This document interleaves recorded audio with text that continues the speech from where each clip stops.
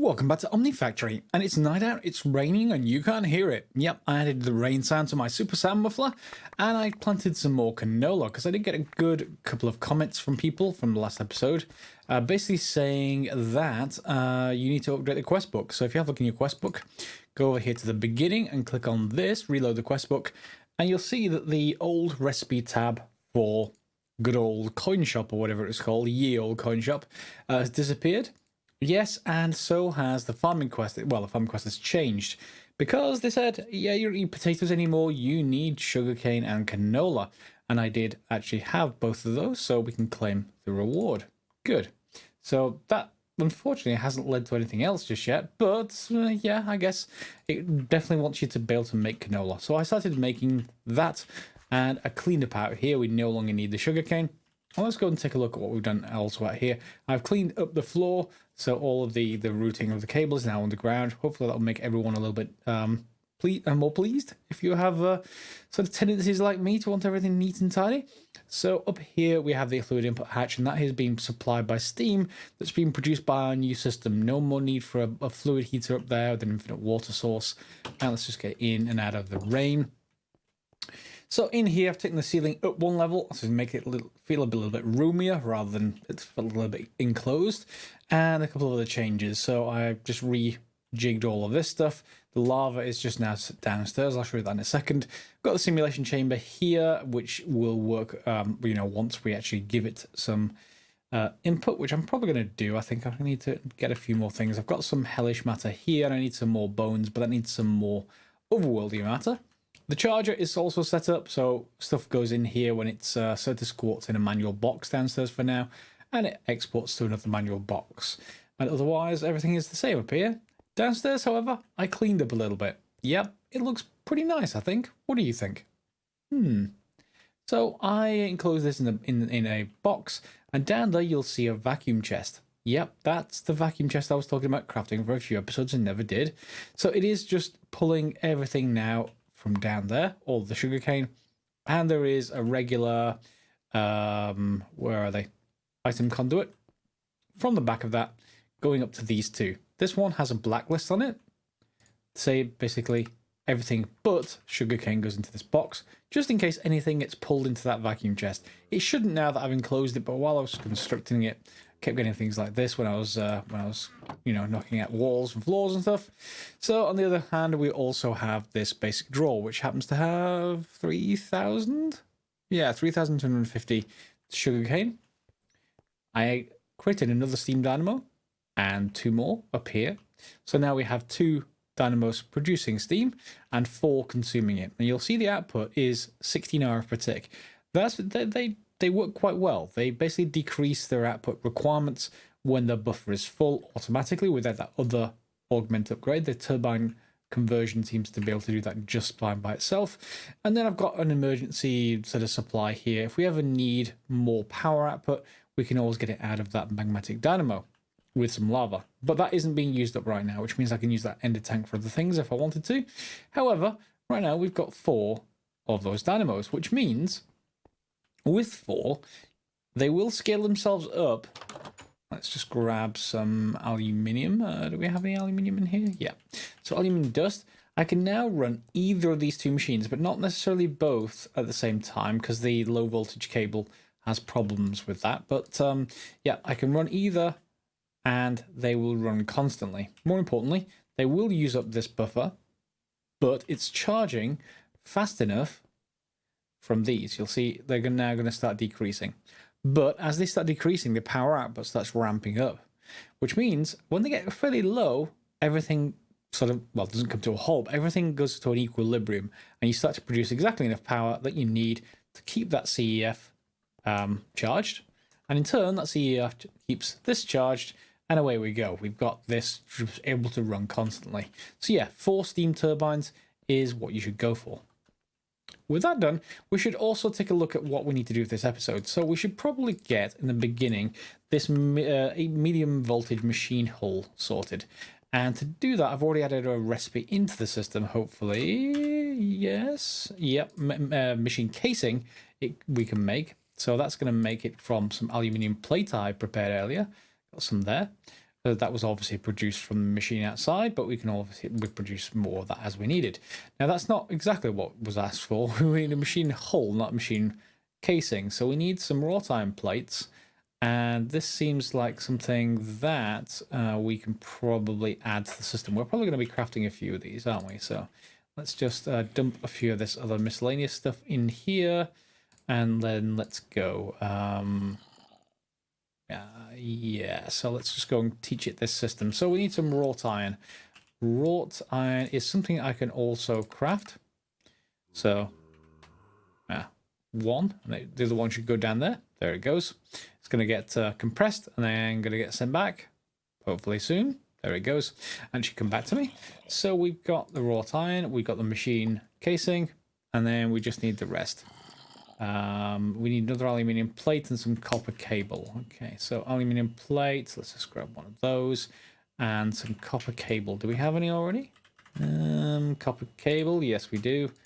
Let's just grab those. I did also get another comment saying, yes, indeed, multi-recipes are needed using, well, are able to be done using chassis. So that's exactly what I did over here. We have this. 2 crafting modules, each with their own recipe. This one produces copper plate. This one produces wrought iron plate. I've not put one in for aluminium because I'll just do that in bulk. But if we just pop up here, we should be able to go across to... Is there a spare recipe? Hopefully there is. Yes, there is. Good.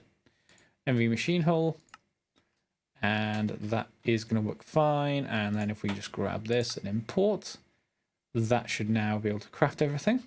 So let's just test that as well, and hopefully everything works. Although we are going to need a lot more of those crafting tables before long. So let's just put everything we need in there. So machine casing, copper cable.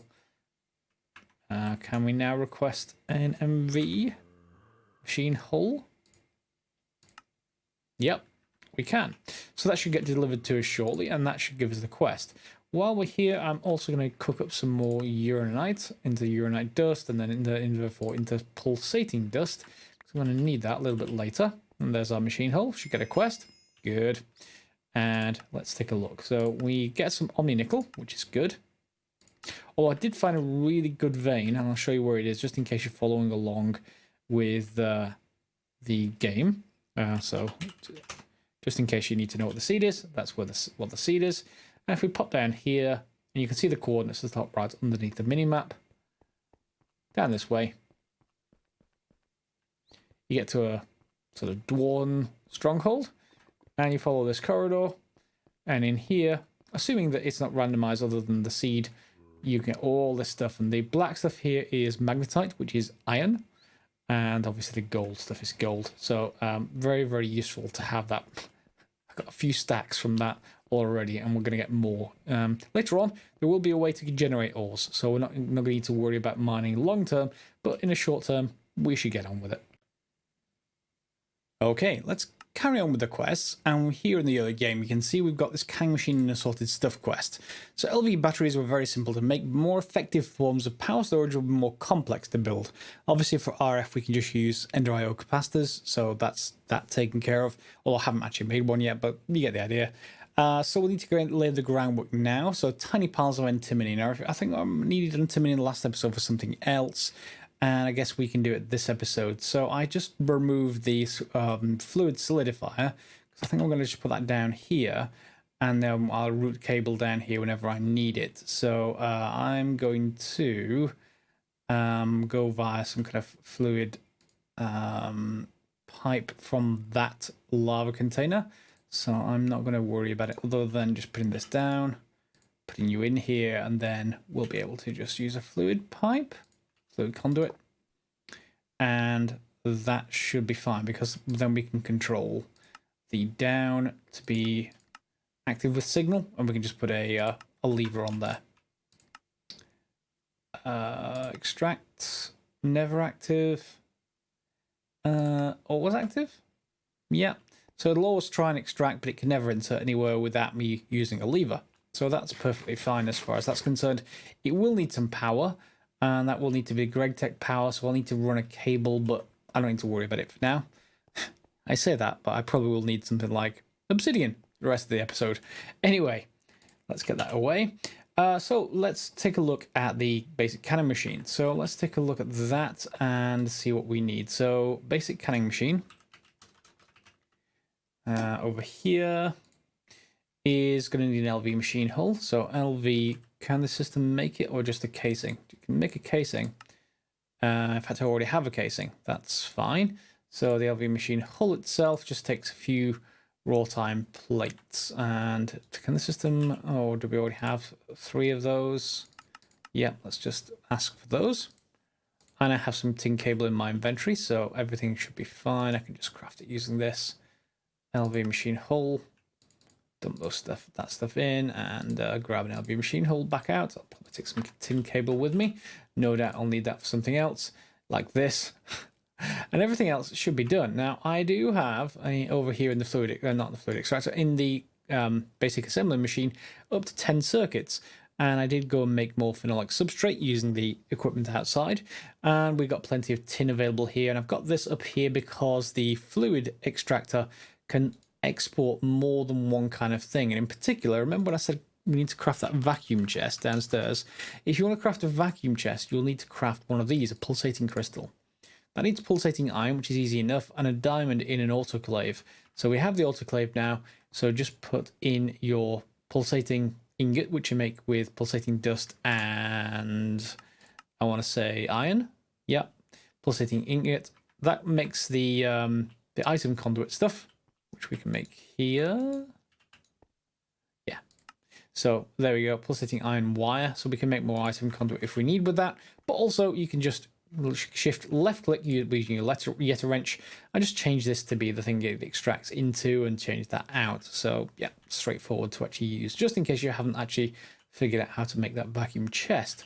Anyway, back to what we were making. We need the basic canning machine, don't we? Canning. There it is.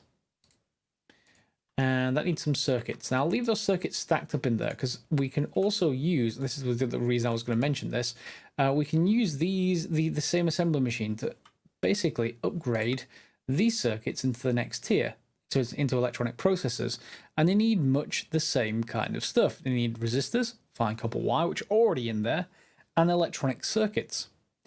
But it also needs transistors, but we made that last episode if you remember. It needs some aluminium foil, some rubber sheets, and some fine silver wire. I'm just a little bit low on silver at the moment, so I don't want to really just go overboard on that. Oh, in fact, no, I've got plenty of fine silver wire. I must have I must have just sorted it here. I just need then the aluminium foil, so I think I will go and make the transistors that way. The transistors can also be made with polyethylene, and that's another procedure we should probably get going. So let's just take some aluminium plates and put that in the cluster mill while everything else carries on. Where's my cluster mill gone? There it is. Some gold foil. That's needed for something else. That's needed for the, what is it called? FPGAs? Yeah, this is a recipe for that. And you'll see we've got plenty of aluminium foil here. I'll just take the rest out. That can do for now. And there we go. Lots of transistors. And we can then use to upgrade these circuits into the next tier if we wanted to. For now, I'm just going to store the transistors until we need them. So we then just need a few pieces of glass. I think I've got pretty much everything. Let's just see if this will shift click in. I need a couple of circuits. That's what I was going for in the first place. Circuits, and I've already got a couple in here anyway. So let's just grab those. Cool. And that will get us the basic canning machine. Good. And I guess we can put it there for now. Let's see whether that will be the suitable place or not. So we've got the basic canning machine. We need some antimony dust or antimony, however you want to pronounce that, and battery alloy ingot. Let's take a look at that battery alloy ingot. I'm assuming this is going to be lead in some way. Yes, it's PB4SB, so lead and SB antimony. Yeah, as you might imagine. Okay, so for the antimony, we're going to go and trade in some of our Omni nickel for stibnite. Stibnite, or not stibnite, stibnite. Because I couldn't find any. I went looking, didn't find any immediately. So why don't we just convert some of those, 32, and then we can go straight into, I mean, we can process this stuff.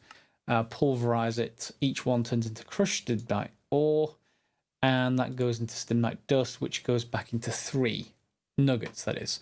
So each one of these is worth a third of an ingot, and we pretty much get the equivalent of 2 ingots. So if we want to double it, and I guess I will, because we have to spend 4 omni nickel to get this.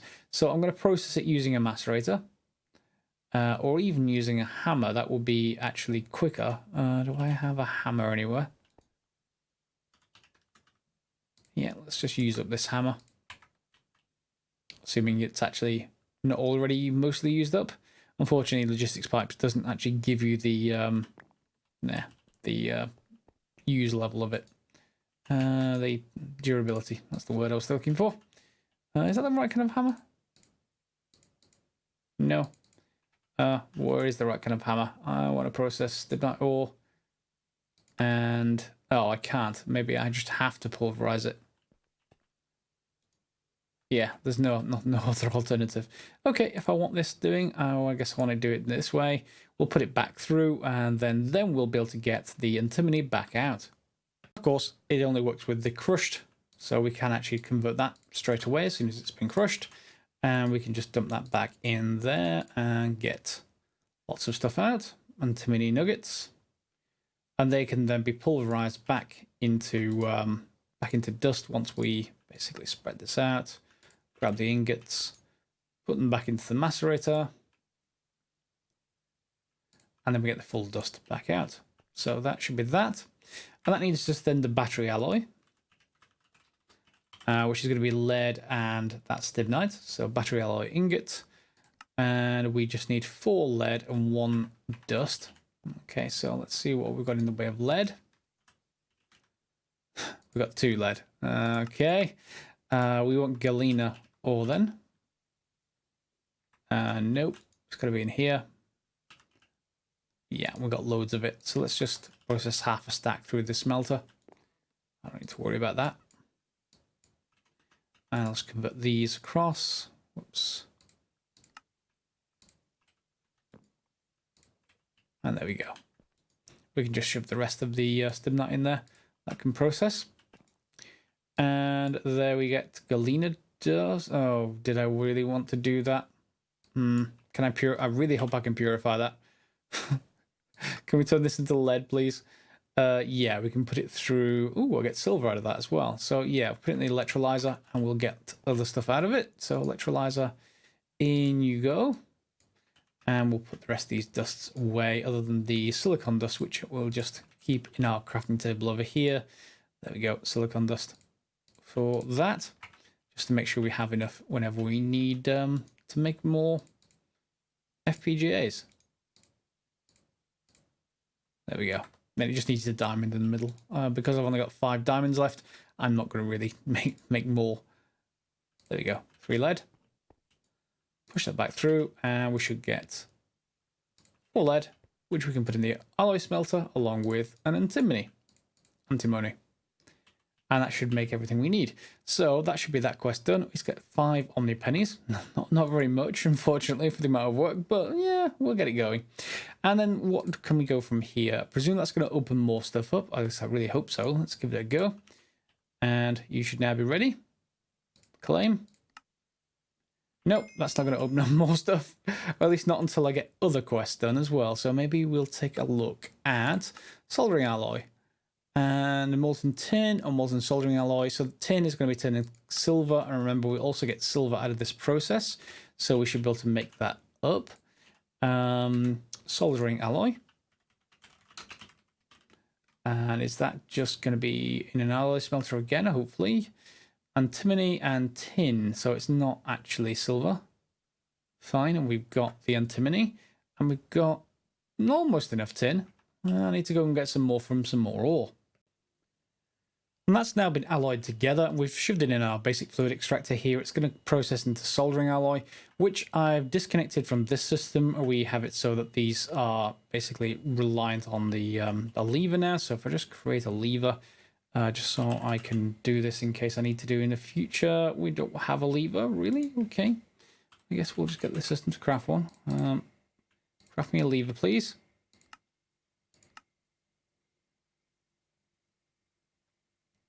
You really have to request a stick? I guess. Well, that's fine. One lever. And I'll just pop that up there. So this is now, yep, it's over a bucket full. So I'm going to grab a bucket because that's needed for the quest. It's going to really wait for it to detect liquids. There we go.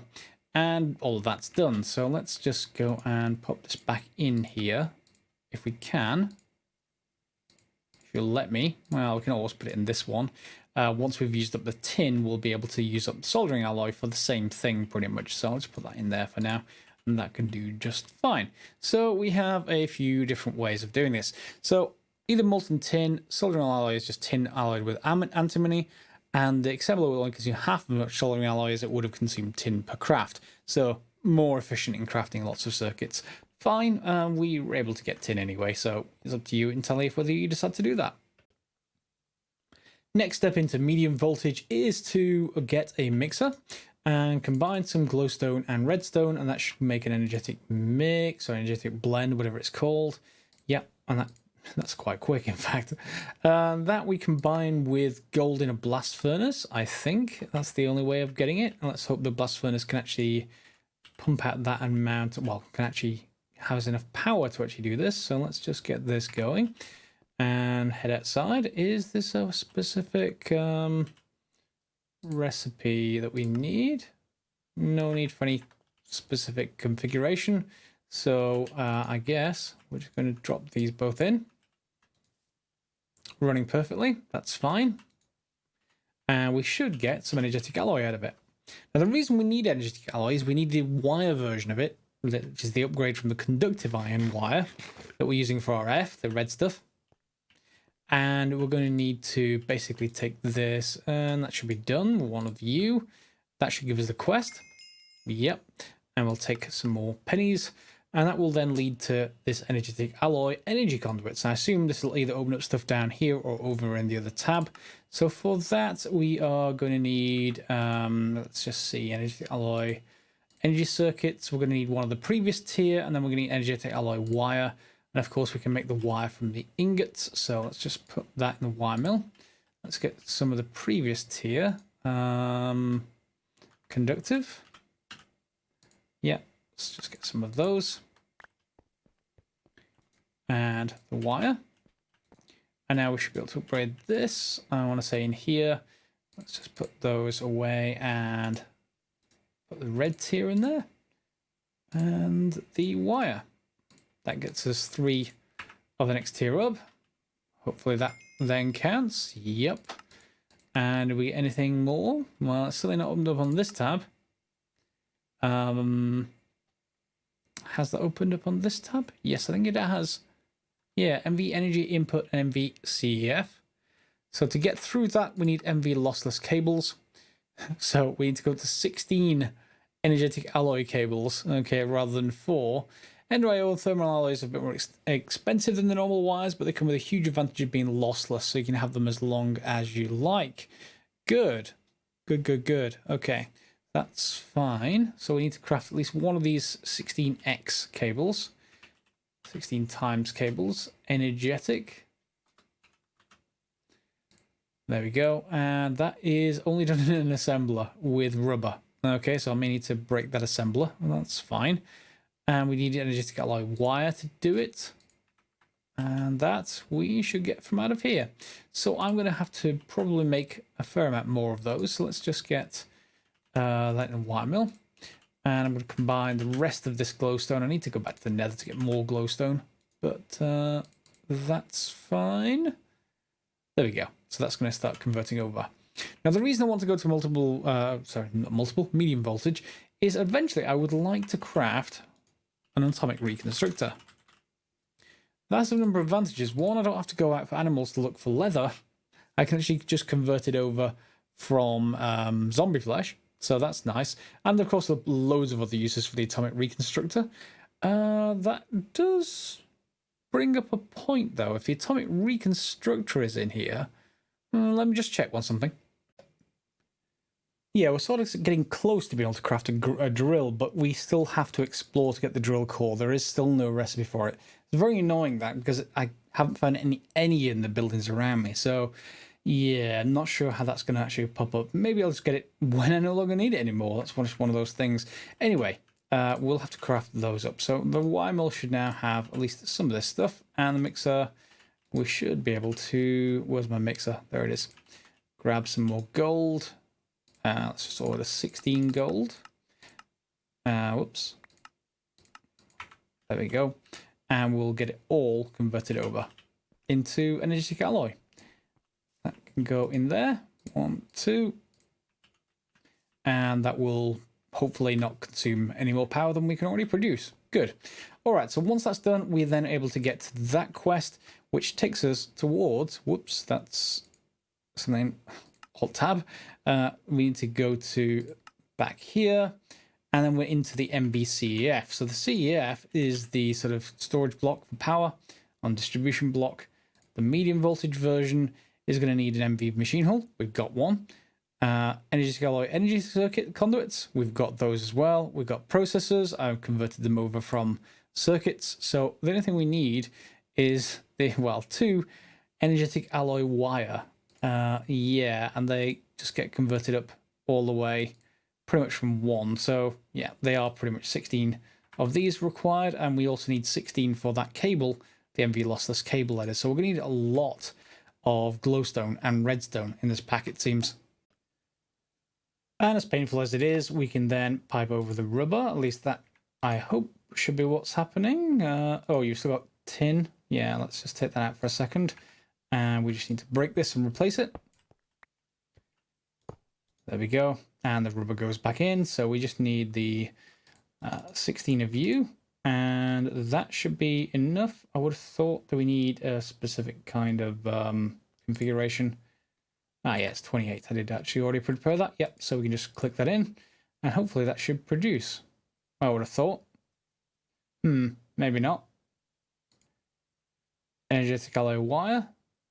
28. Only 8 EU per tick, so you would have thought that would have worked. Oh, we need like 2 buckets of rubber. Okay, so let's just dump some more in there. I've turned the extract on, so that should start supplying that. That should produce our single piece of alloy cable. Oh, we're going to need a renewable way of generating ores, because I don't want to keep having to go and getting all that redstone and glowstone, especially not the glowstone. How are we going to generate glowstone? Because that's going to be a lot. Glowstone. And if you know more, put in the comments down below if I don't discover it shortly. So loop fabricator, that seems to be the best way there. And that means a pristine witch data model, which we can just make. Yep. And that produces overworlding matter and then a side effect pristine witch matter. So that seems to be the best way of getting glowstone. I don't think there's any other way of getting it. No. Phosphor and gold, I guess. We can combine both of those two, but no, it seems like loop fabricator is the way to go. So I will investigate that. This is perfectly fine, by the way. It does produce enough overworlding matter for me to make a bunch of other stuff. So we could probably switch this away from skeleton now if we wanted to. This is going to produce more than enough bones to actually get that going. Did I get that bone crushed up? I think I had some bone meal somewhere that I needed to get rid of. Bone meal? I thought I'd crush them up somewhere. Anyway, we can go back to that later. Where was I? Yes, so there is our 16 times energetic alloy cable. That's the quest. And then it's going to take us into the energy input hatch. Okay. Well, that mean you can replace the 3 LV energy input hatches on the electric blast furnace with a single MV1. Yes, if we want to. When you're ready to move on to high voltage recipes, yeah, we're not going to worry about that. Remember to keep the MV area separate from the LV area. Hooking an LV machine to an MV current will result in the machine being destroyed. Yes, definitely remember to do this. If you're running ahead of me, please don't just upgrade this to the medium voltage, because all of this will just get destroyed. So please don't. In the meantime, however, I think we need to get to that. Is there another quest here that we got for it? Rather than... It says this is optional, but you have to go through it.